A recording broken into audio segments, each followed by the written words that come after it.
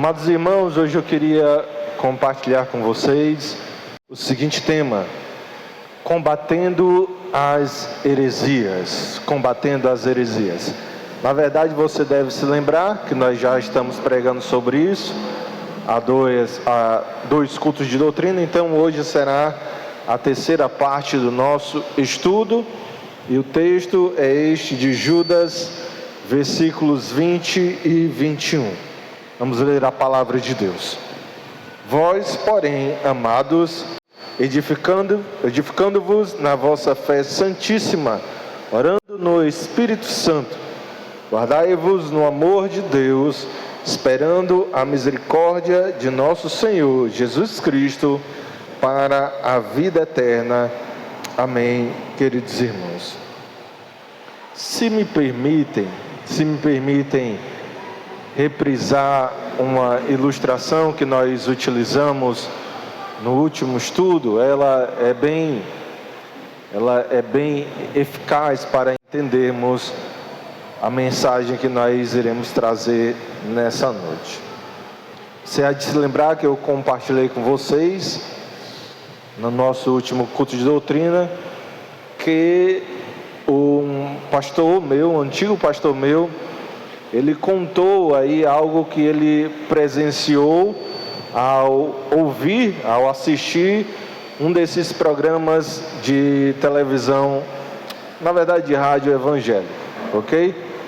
Ele estava de fato assistindo aí uma programação dessas igrejas que as pessoas costumam dar testemunho.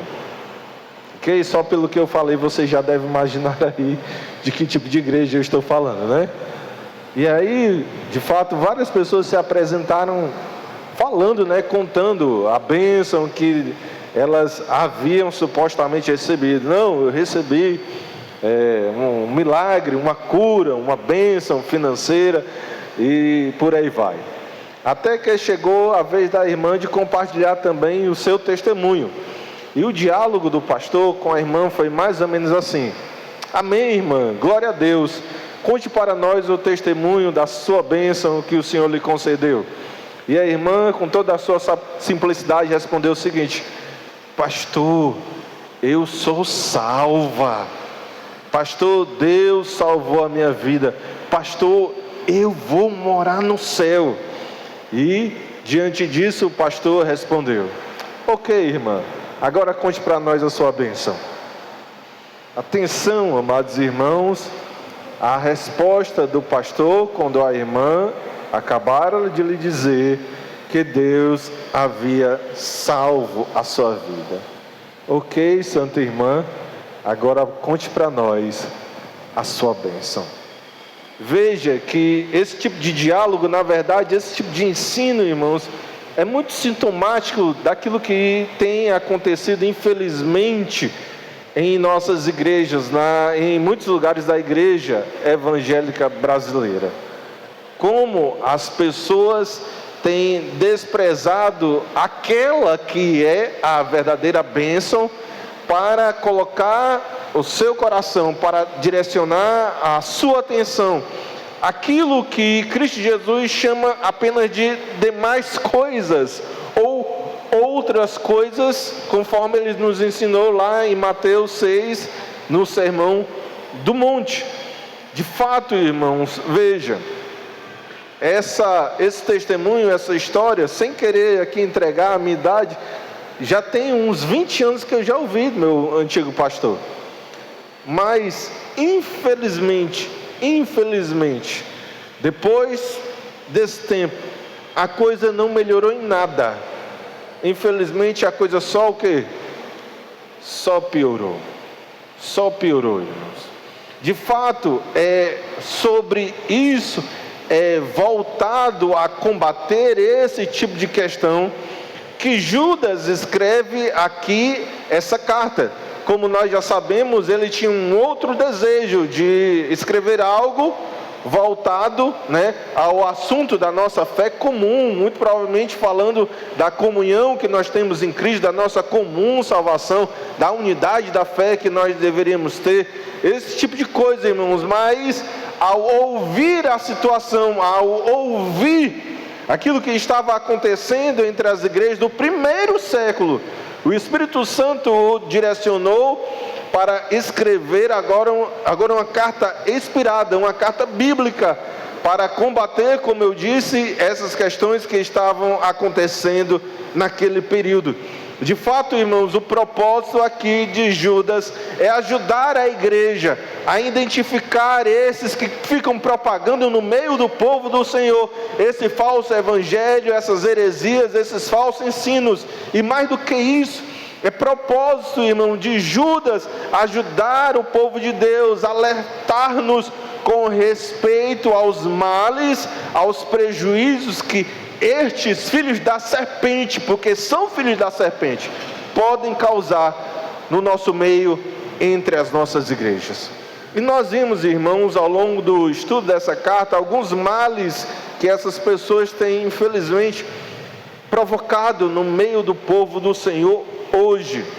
E algumas coisas que eu compartilhei foram as seguintes: infelizmente, nós encontramos em muitos lugares uma alta taxa de analfabetismo bíblico. Isso quer dizer o quê, pastor?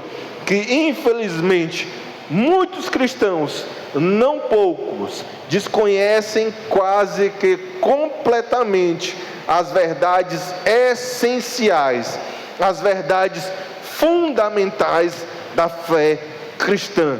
Desconhece, irmãos, quase que completamente a santa palavra do Senhor. É isso que tem acontecido em vários lugares. Uma outra coisa que também nós pontuamos, irmãos, é que infelizmente nós presenciamos em muitas igrejas aí uma mistura entre evangelho e misticismo, com um foco maior, com uma presença predominante, irmãos, de misticismo. Veja, para muitos, ser espiritual, para muitos, a evidência da ação do Espírito Santo é ficar rodopiando na igreja, é ficar sapateando na hora do culto, é cair no chão,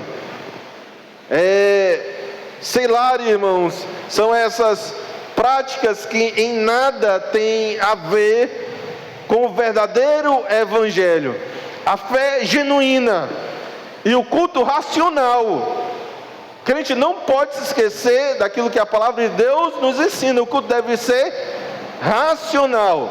Pois bem, a fé genuína e o culto racional, infelizmente, irmãos, deram lugares para o culto da pele, dos arrepios, do frio da barriga, das sensações, irmãos, desses estímulos simplesmente exteriores, corporais, e que em nada tem a ver com a real presença do Espírito Santo.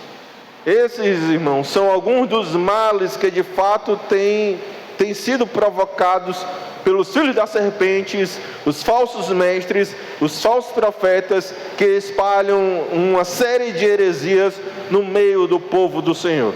Mas eu preciso voltar para a nossa ilustração inicial, porque aqui, irmãos, hoje nós iremos tentar aí debater, pontuar algum outro mal que também nós verificamos no meio do povo do Senhor, mais uma vez produzido pela influência dos falsos profetas. Qual é o outro mal, pastor, que tenha acontecido nas nossas igrejas? Veja, amados irmãos, infelizmente a igreja evangélica brasileira tem se tornado extremamente materialista. Extremamente materialista. É isso que nós vemos acontecendo em vários lugares. Cristãos materialistas, igrejas materialistas. E uma ilustração nos ajuda a ter maior clareza com respeito a este ponto. Na verdade, é uma figurinha que eu vi aí num dia desse, rodando nas redes sociais. A figurinha era mais ou menos assim: de um lado tinha uma igreja, E esta igreja fazia esse tipo de anúncio: hoje tem culto da bênção, hoje aqui tem o culto das revelações, hoje aqui tem o culto dos milagres. Venha receber a sua bênção nessa noite. Só que de outro lado, irmãos, tinha uma outra igreja, e essa outra igreja fazia apenas esse anúncio: hoje tem culto de estudo bíblico, tem pregação expositiva, tem escola dominical. Pergunta: vocês acham que hoje as pessoas costumam visitar, se congregar em uma igreja cuja dieta espiritual é formada pelo culto dos milagres, da revelação, da bênção, da cura, de sei lá o que? Ou as pessoas costumam procurar mais uma igreja cuja dieta espiritual é formada aí por estudo bíblico, pregação expositiva e escola dominical? Qual é o tipo de igreja que as pessoas costumam procurar, amados irmãos? A primeira, né? E de fato, nessa figurinha que eu estou ilustrando para vocês, havia uma fila quilométrica para entrar nessa igreja do culto da bênção, do milagre, da revelação, de sei lá o que. Mas apenas algumas poucas pessoas para entrar nessa segunda igreja, novamente do estudo bíblico, da pregação expositiva, da escola dominical. É isso, irmãos, que nós infelizmente temos presenciado, e é isso que a igreja evangélica brasileira infelizmente tem se tornado, uma igreja extremamente materialista. E os falsos profetas, irmãos, têm uma ação, têm uma influência bastante significativa nesse sentido. Amados irmãos, reflita aqui comigo. Em que sentido a teologia da prosperidade pode ser considerada bíblica? Vamos lá. Em que sentido nós podemos considerar a teologia da prosperidade bíblica? Tirando o fato de que Deus é o dono do ouro e da prata, amém? Tirando o fato de que Deus abençoa os seus filhos, e isso como, quando Ele quiser, me respondam, irmãos, em que outro sentido a teologia da prosperidade pode ser considerada uma teologia bíblica?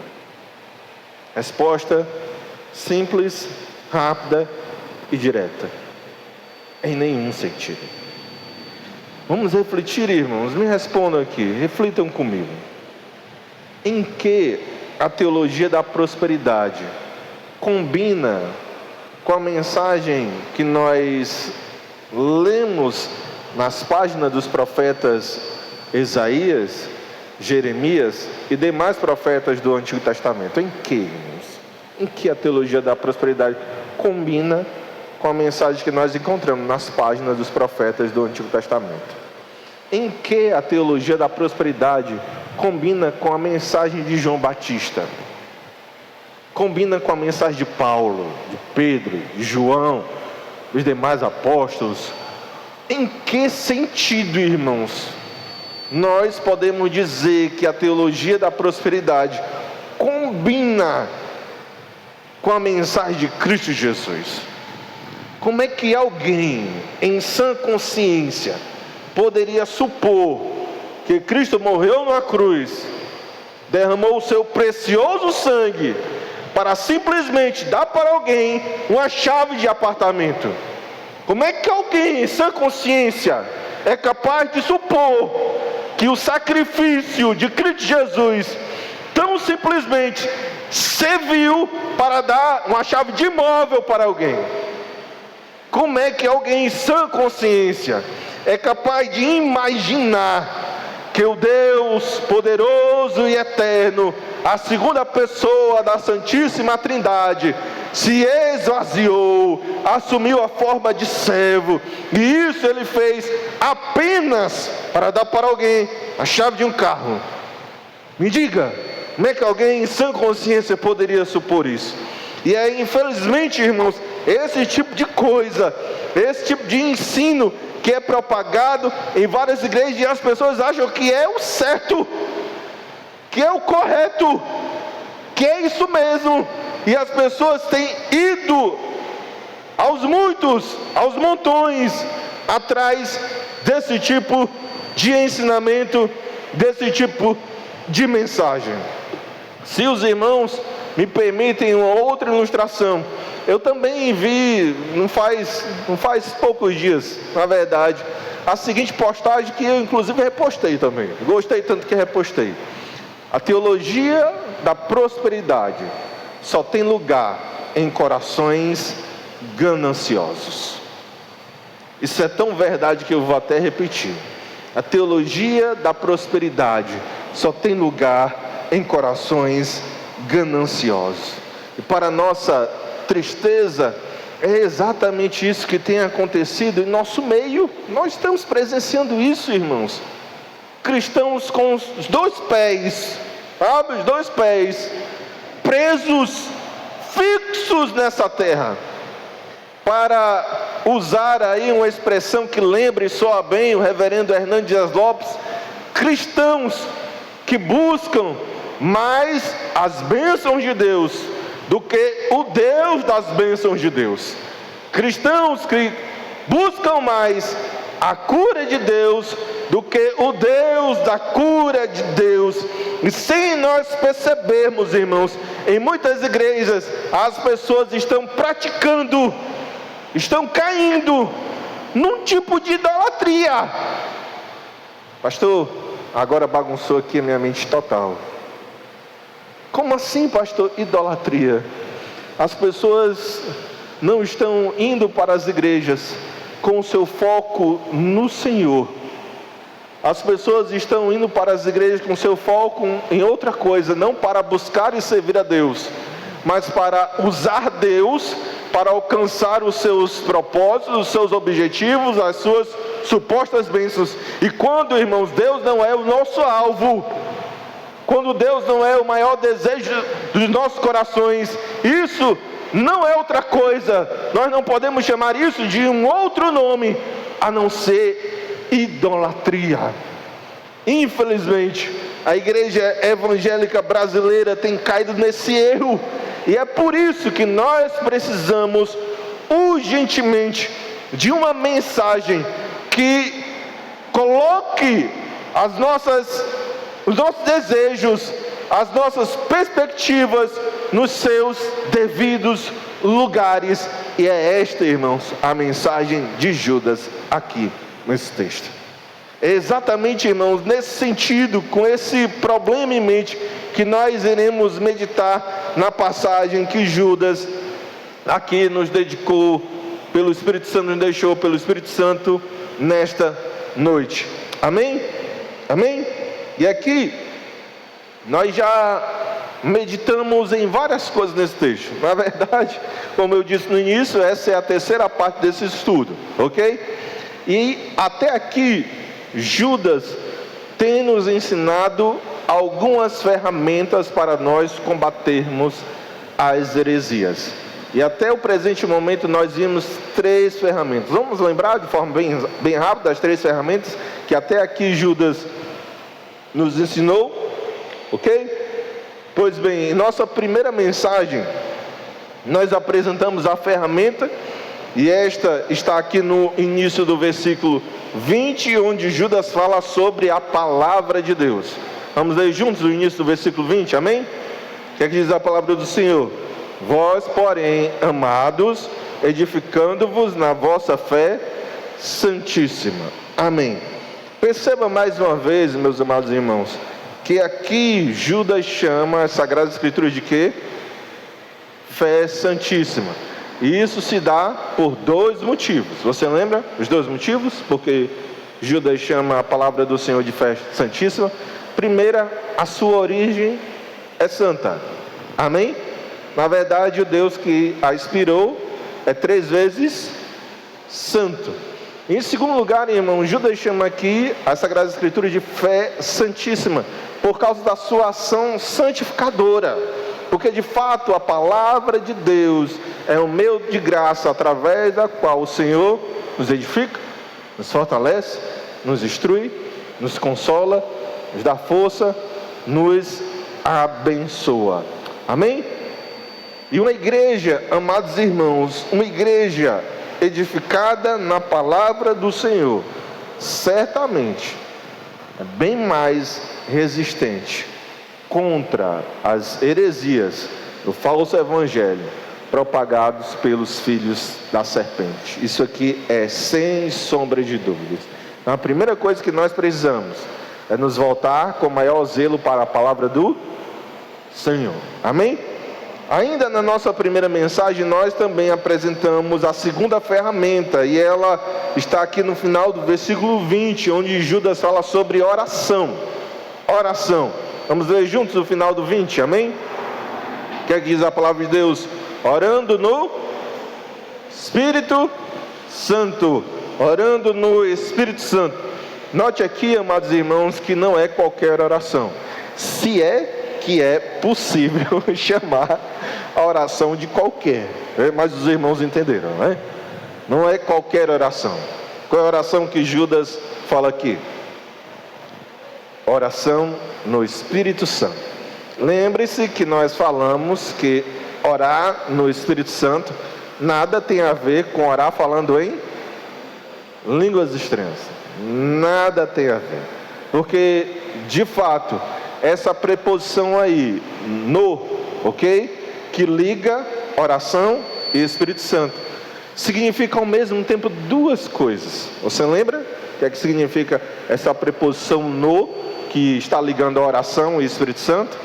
Primeiro, de acordo com. Depois, capacitado por. De acordo com, capacitado por. De forma que, em primeiro lugar, orar no Espírito Santo é orar de acordo com Ele. Amém? E pastor, como é que é orar de acordo com o Espírito Santo? É orar pelos motivos certos. Amém, amados? Orar pela coisa certa. Segundo, orar com a frequência certa. Ou seja, orar sem cessar. E, por fim, é orar com a expectativa correta. Ou seja, esperando que Deus responda não de acordo com a nossa vontade, mas de acordo com a dele. Amém? É assim que nós oramos, de acordo com o Espírito Santo. Essa que é a oração no Espírito. Mas em segundo lugar, como eu disse, é orar capacitado pelo Espírito Santo. Pois conforme Paulo nos ensinou ao escrever Romanos 8, 26, ele disse o seguinte: também o Espírito semelhantemente nos assiste em nossa fraqueza, porque não sabemos orar como convém, mas o mesmo Espírito intercede por nós sobremaneira, com gemidos inexprimíveis.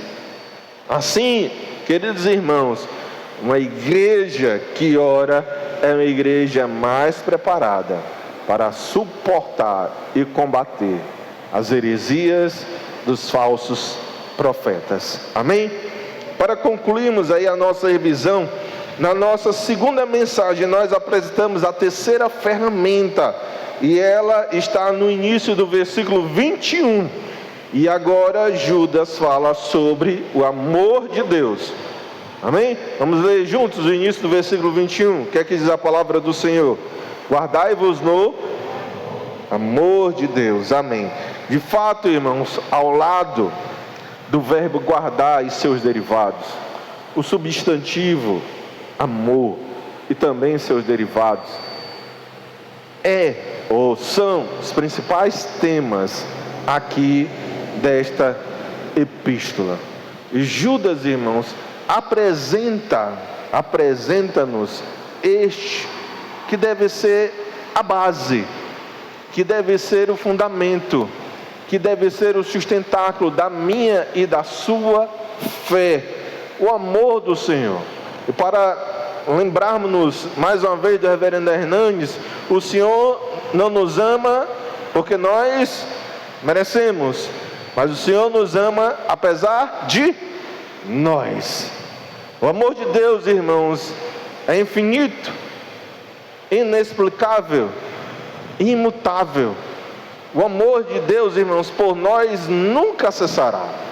E aquilo que garante que nós, ao fecharmos os nossos olhos desse lado da eternidade, ao cruzarmos as águas do Jordão, por assim dizer, nós iremos, irmão, de fato abrir os nossos olhos na Canaã celeste. Aquilo que garante isso, irmãos, é isso que Judas está falando aqui.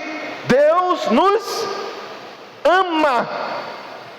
Nós não iremos chegar lá, na verdade ninguém vai chegar lá, apesar das boas obras, muito embora a verdadeira fé seja sempre acompanhada delas. Mas não é por causa das boas obras que nós iremos chegar lá. Ninguém, irmão, vai chegar lá por causa da sua força de vontade.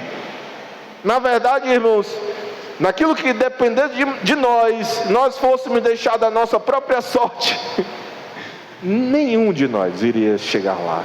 Mas aquilo que garante que nós iremos eternamente desfrutar das bem-aventuranças celestiais é que o Senhor nos ama. Pastor, e o que é que a gente faz com esta verdade? O que é que a gente faz diante do amor de Deus? Naquilo que concerne a nós, amados irmãos, o Senhor nos ensinou como nós experimentamos este amor hoje, agora, nessa terra. Como é que a gente é guardado, para usar aqui a expressão de Judas, como nós nos guardamos, melhor dizendo, no amor do Senhor. Cristo nos ensinou, obedecendo os seus mandamentos. É assim que nós nos guardamos no amor do Senhor. Então até aqui nos foram apresentadas essas 3 ferramentas para combatermos as heresias: palavra de Deus, oração e amor do Senhor. E são todas essas coisas que nos sustentam. E hoje nós iremos ver a 4ª e última ferramenta. Amém, amados irmãos? E ela está aí no final do versículo 21. Vamos ler juntos o final do versículo 21, amém? O que é que diz a palavra de Deus? Esperando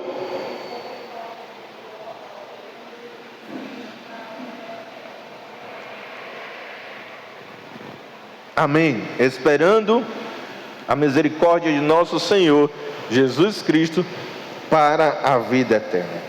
Pois bem, amados irmãos, voltando aqui para o problema que nós apresentamos no início da mensagem, né? Problema esse produzido pela influência, pela presença dos falsos profetas no meio do povo do Senhor. Diante disso, eu pergunto: como é que a igreja pode vencer esse ambiente extremamente materialista que nós vivemos hoje? O que poderia tirar os pés de muitos cristãos das coisas desse mundo e voltar a nossa atenção para Deus? Qual é o contraponto bíblico? Qual é a resposta bíblica para a teologia da prosperidade? Como é que nós podemos fazer calar os propagadores dessa doutrina, dessa teologia maldita? E a resposta, irmão, de Judas é isso que ele apresenta aqui. E a resposta é esta: a segunda vinda do nosso Senhor e Salvador Jesus Cristo. Amém, queridos? Amém? Ouça o seguinte: não, amados irmãos, Cristo não nos prometeu que o mundo iria nos aceitar, nos abraçar, que nós seríamos influentes nessa terra. Diferente daquilo que é ensinado na teologia da prosperidade, nós seremos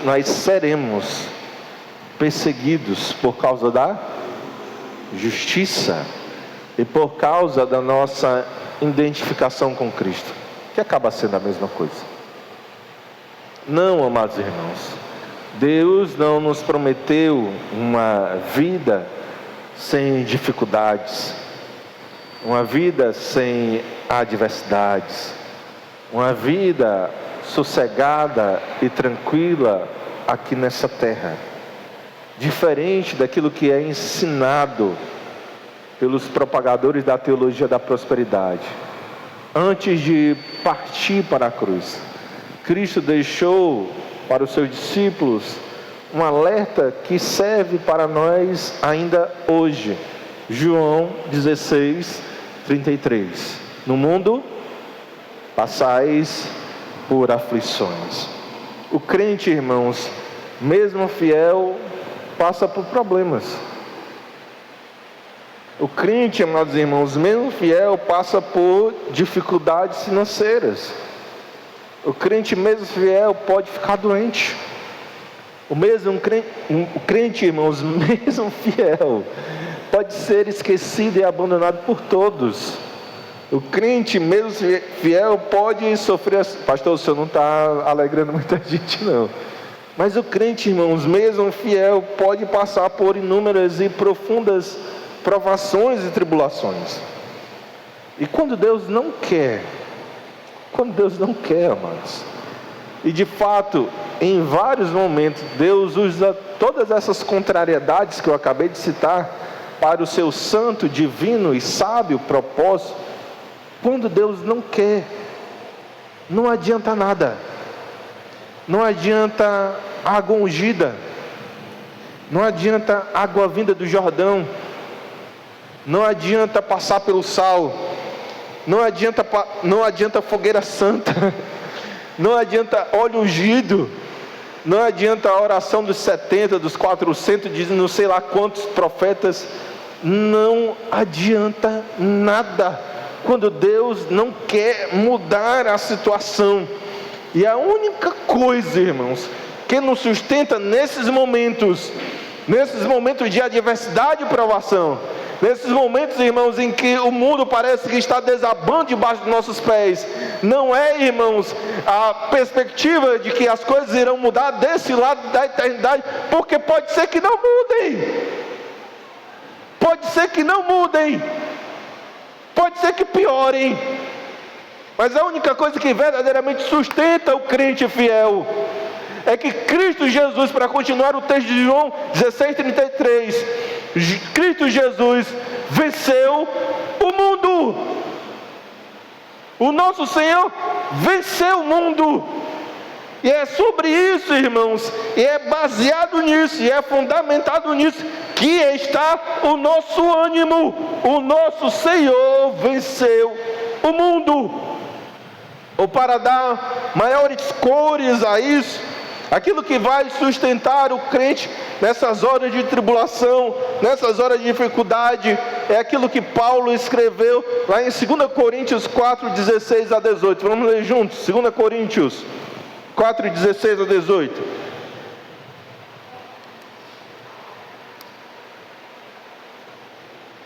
Veja sobre o que está edificada a nossa fé, aquilo que de fato nos segura e nos sustenta quando parece que não há mais esperança, quando parece que a coisa vai de mal a pior.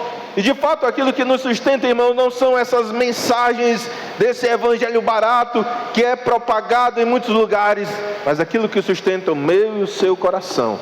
É isso aqui que Paulo escreveu no texto que eu acabei de citar, 2 Coríntios 4, 16 a 18. Vamos ler juntos? Amém? Amém, amados? Vamos ler juntos? 2 Coríntios 4, 16 a 18. O que é que diz a palavra do Senhor?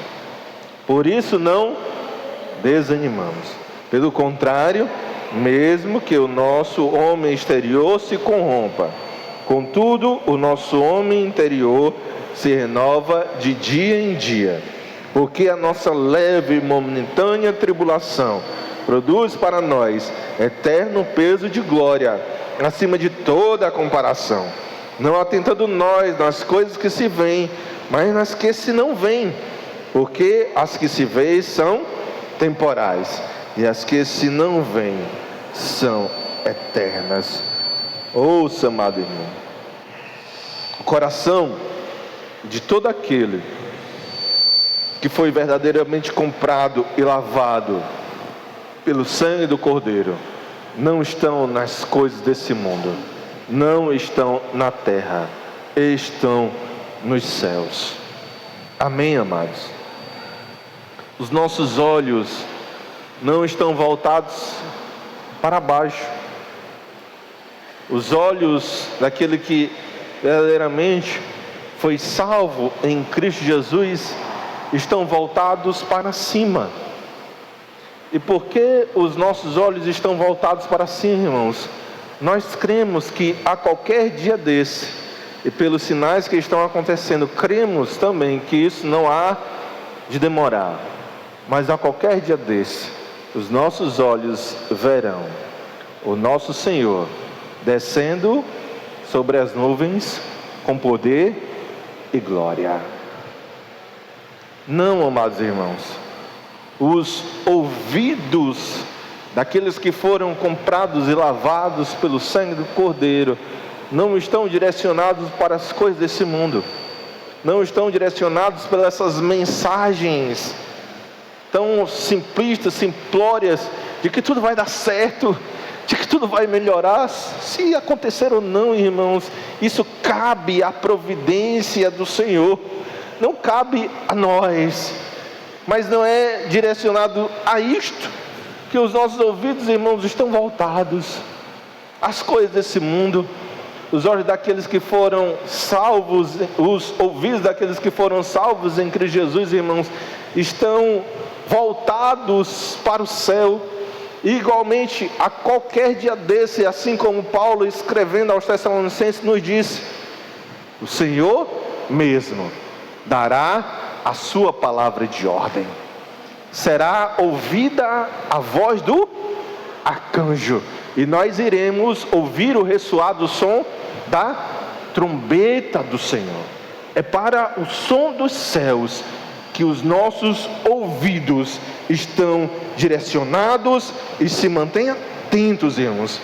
Mais do que isso, nós entendemos que a verdadeira prosperidade do crente não está aqui nessa terra, não está. Seria muito pouco, irmãos, para nós, se a nossa prosperidade dependesse, se limitasse apenas à experiência momentânea, passageira, fugaz, que nós temos deste lado da eternidade. Não, irmãos, a nossa verdadeira prosperidade está no céu, na Canaã celeste, como a Bíblia diz, os novos céus e nova terra, na criação renovada. Eu leio, irmãos, como lá, sim, no nosso bendito e eterno lar, nós iremos desfrutar da verdadeira prosperidade que Cristo na cruz morreu e comprou para todos os seus filhos. Leio Apocalipse 21, versículo de número 4, diz o seguinte: e lhes enxugará dos olhos toda lágrima, e a morte já não existirá, já não haverá luto, nem pranto, nem dor, porque as primeiras coisas passaram. Essa, irmãos, é a nossa verdadeira prosperidade.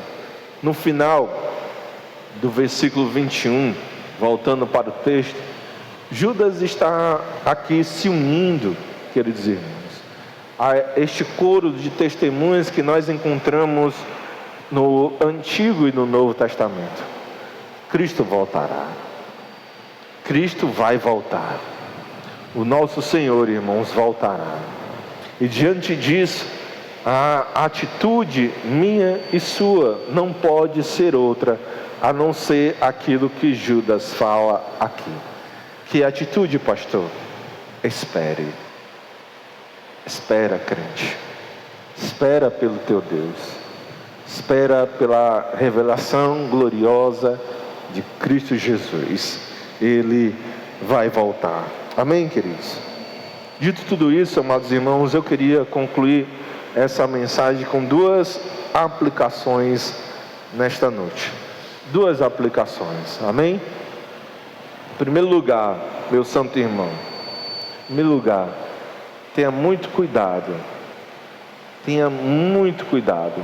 para que os cuidados do mundo e a fascinação das riquezas não prendam o seu coração. Pastor, eu acho que eu lembrei de algo. Lembrou sim. Cristo Jesus usou essas expressões na famosa parábola do semeador. Cristo falou de quatro terrenos que receberam a semente. Você lembra? Você lembra da terceira semente, onde ela caiu? Onde ela foi plantada? Onde ela foi semeada? Entre espinhos. E qual foi a explicação de Jesus para a semente que cai entre espinhos? Foi essa daqui, ó. O que foi semeado entre espinhos é o que ouve a palavra, porém os cuidados do mundo e a fascinação das riquezas sufocam a palavra e fica infrutífera. Talvez, amados irmãos, eu precise reconhecer isso. Talvez esse seja o ponto de Judas onde eu esteja mais emocionalmente relacionado, sabe? Mais emocionalmente relacionado. E isso porque eu vejo várias pessoas que cresceram comigo e que ouviram também juntamente comigo o verdadeiro, o santo, o puro, o fiel evangelho, mas que hoje, irmãos, infelizmente estão nesses outros lugares que chamam-se de igrejas, mas que o povo do Senhor nada tem.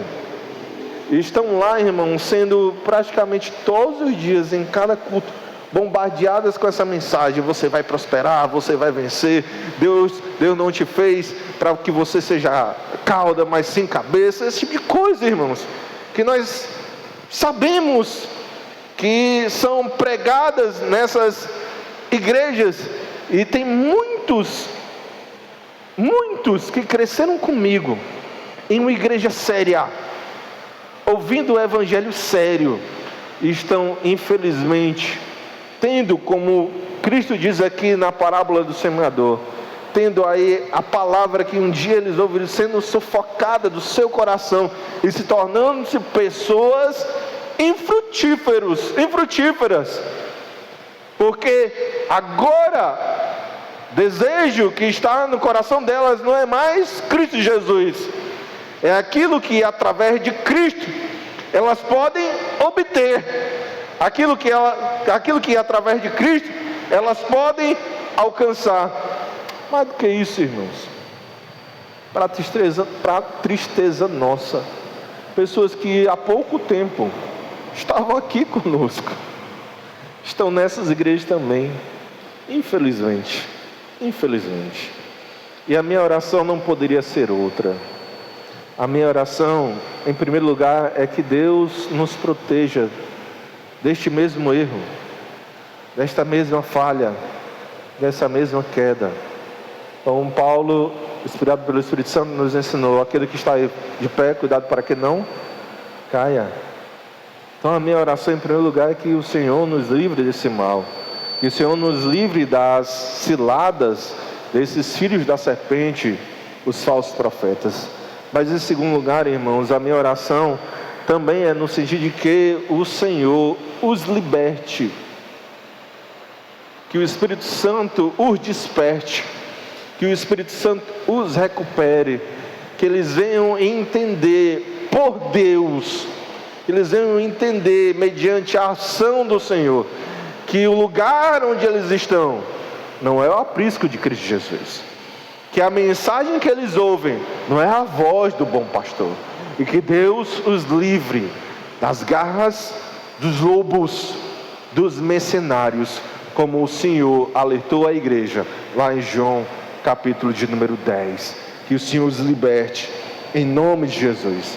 Enfatizando isso, queridos irmãos, tenha muito cuidado para que as riquezas desse mundo, as fascinações desse mundo não prendam o seu coração, não sufoquem dentro de você a mensagem fiel do Evangelho de Cristo Jesus. Tenha muito cuidado com aquilo que você ouve. Amém? Segunda aplicação, e aqui nós caminhamos para o nosso final. E a nossa segunda aplicação é esta, queridos: mantenha a sua chama acesa. Mantenha a sua chama acesa. Amém, queridos? Veja que Judas nos ensina aqui que nós precisamos esperar. Você pode olhar no texto novamente? Nós precisamos esperar pela misericórdia de nosso Senhor Jesus Cristo para a vida eterna. E Cristo Jesus nos ensinou como é que nós fazemos isso. Fazemos o que, pastor? Esperamos pela sua vinda. Como é que o crente espera?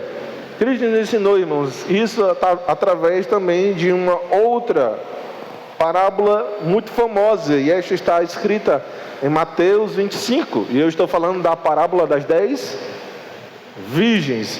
E no versículo 13, Cristo assim nos exortou: vigiai, porque não sabeis nem o dia e nem a hora. Cristo vai voltar, amém, irmãos? E isso não é um assunto de especulação, isto é um fato. Isto é um fato. Também é um fato, queridos, que ninguém sabe quando Cristo vai voltar, apesar de que muitos tentaram aí calcular, precisar, estabelecer o dia e a hora que Cristo assim voltaria. Não é possível, irmãos, nós sabermos quando isso vai acontecer. Mas apesar disso, a minha e a sua expectativa são estas: Maranata, ora vem, Senhor Jesus. Maranata, ora vem, Senhor Jesus. Cristo, irmãos, vai voltar. E Judas está nos ensinando aqui que nós devemos esperar pela sua vinda. Curiosidade: a ideia do verbo esperar que Judas utiliza nesse versículo, irmãos, não é uma expectativa passiva, não. Não é como se alguém estivesse aí sentado no sofá da sua casa. A ideia aqui de Judas, ao empregar esse verbo esperar, se me permitem a seguinte ilustração, é como que alguém que está de pé, sabe? Não é alguém que está sentado lá no sofá da sua sala, mas é alguém que está de pé na porta de casa, olhando para a rua, para ver se a pessoa vem logo. É assim que nós esperamos, não é? Pronto, Cristo já me salvou, agora é só aguardar. Não, irmãos, nós esperamos, se me permitem, com bastante ansiosidade, no sentido de que Ele venha logo. Amém? Que Cristo venha logo. De fato, irmãos, é assim, olhando para o céu, esperando no Senhor, esperando o dia, irmãos, em que Deus, mediante a sua graça, irá nos permitir desfrutarmos eternamente das bem-aventuranças celestiais. É firmado nisso, irmãos, que nós não damos ouvido, sabe? Teologia da prosperidade perde completamente o sentido, irmãos, diante da maravilha que nos aguarda quando o nosso Senhor e Salvador Jesus Cristo retornar. Nós esperamos por Ele ansiosamente. Amém? Amém mesmo? Que Deus nos abençoe em nome de Jesus.